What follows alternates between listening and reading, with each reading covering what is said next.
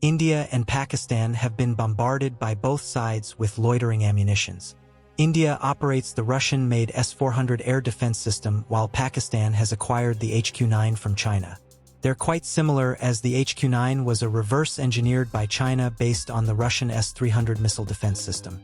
We'll also explore the role of the S-400, which is designed to counter high-speed, high-altitude threats such as jets and ballistic missiles, while the shorter range of CASH system is intended for engaging low-lying, slower-moving targets like helicopters and drones. More details all in the video ahead. Following operations, Sinor Pakistan reportedly deployed swarm drone tactics in a strike, targeting an Indian military installation. The assault extended beyond a single site, with key military installations in several strategic cities coming under attack, including a WTI, Shrin, Nigar, Jammu KO, Amritsar, Luana, and even as far as BGE. Pakistani forces orchestrated a coordinated multi-wave offensive that involved both drones and missiles, marking a significant escalation in cross-border hostilities. In response to the growing aerial threat, India activated its advanced Russian-made S-400 missile defense system, which is specifically designed to intercept high-speed long-range missiles. Complementing this was the deployment of India's indigenous AIK missile system, engineered to effectively target slower-moving threats such as loitering, munitions, and drones. These two systems worked in tandem, creating a layered defense network capable of responding to a wide range of aerial threats. While the S-400 is tailored to neutralize larger and faster ballistic or cruise missiles, the AIK system serves a critical role in countering lower-speed targets, including swarming drones and low-altitude ammunition. Together, they underscore India's strategic focus on maintaining versatile air defense capabilities. Amid an increasingly complex threat environment, a CASH is a supersonic missile capable of flying at speeds up to Mach 2.5. That's more than 2.5 times the speed of sound. With a range of 25 to 30 kilometers, it can engage targets long before they pose a threat. Pakistan, on the other hand, uses the Chinese-made HQ-9, which is essentially a reverse-engineered version of the Russian S-300, not the S-400 as sometimes mistakenly stated. Let's take a look at the primary differences between the two systems.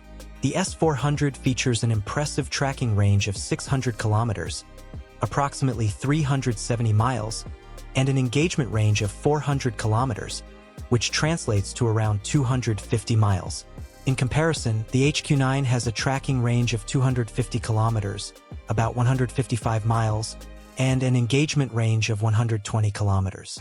This is roughly around 75 miles. As mentioned earlier, the S-400 and the HQ-9 come from a similar lineage. So let's take a general look at how these systems work. A typical S-400 system is made up of 6 main parts: the missile launch vehicle, a mobile command and control post, the long-range surveillance radar, known as Big Bird, the engagement and fire control radar called Gravestone, an all-altitude acquisition radar, and a mobile mast system. Each component plays a vital role in the overall functionality of the system. Let's take a closer look at each of these elements. The missile itself is, of course, central to the system. The launch vehicle that carries these missiles is typically the BAS tractor truck. These TEL vehicles house up to 4 launch tubes, which can carry a variety of missile types designed for different ranges and target profiles. There are 4 primary types of missiles in the S-400 system. First, a short-range missile with a reach of around 40 kilometers.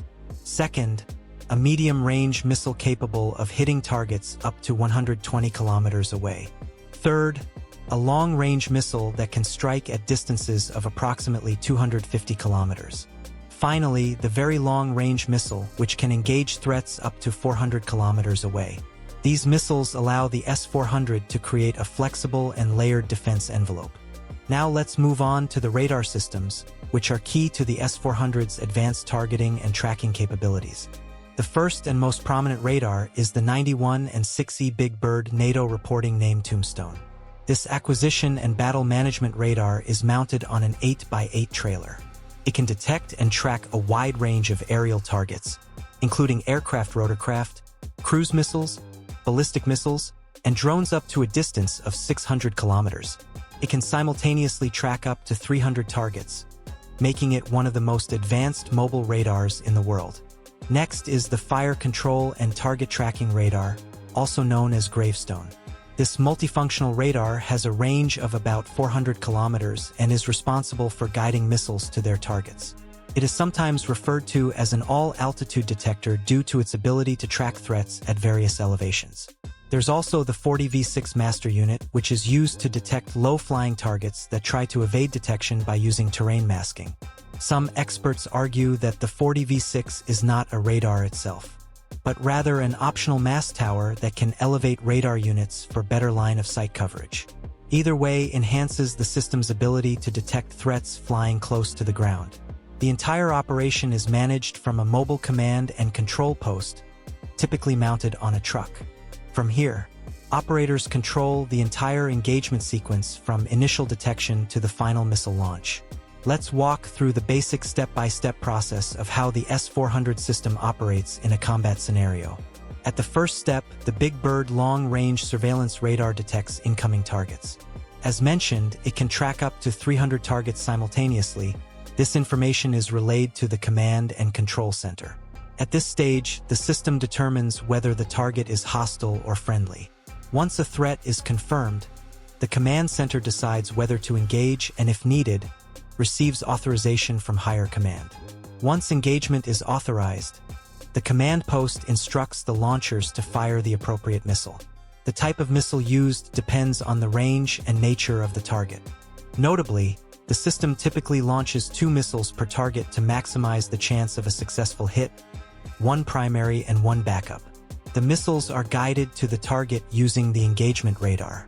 This radar works in real time with the surveillance radar, continuously updating the missile's trajectory based on the target's movements. At step 5, for low-flying threats such as cruise missiles or drones trying to avoid detection, the mobile mast system comes into play. It can detect these targets even when they're flying under radar coverage and allows the command post to initiate a missile launch with mid-range interceptors to neutralize them. In terms of capacity, the S-400 system can track up to 300 targets at once, engage 60 to 80 of them simultaneously, and guide up to 160 missiles in flight. Considering it usually launches 2 missiles per target, this capacity makes it highly effective in high-intensity combat environments. Of course, no system is without limitations. While the S-400 is formidable, especially against poorly coordinated or unprepared attacks, its effectiveness is still influenced by the weapons mix deployed alongside it. One key limitation is the curvature of the Earth, which restricts radar line of sight and can create blind spots, especially for low-flying objects. This means cruise missiles or aircraft flying close to the ground might not be detected until they're dangerously close, sometimes as little as 40 kilometers away. Despite these drawbacks, the S-400 remains one of the most advanced and versatile air defense systems in the world. We also make original engineering content, so please subscribe and hit the notification bell for more videos.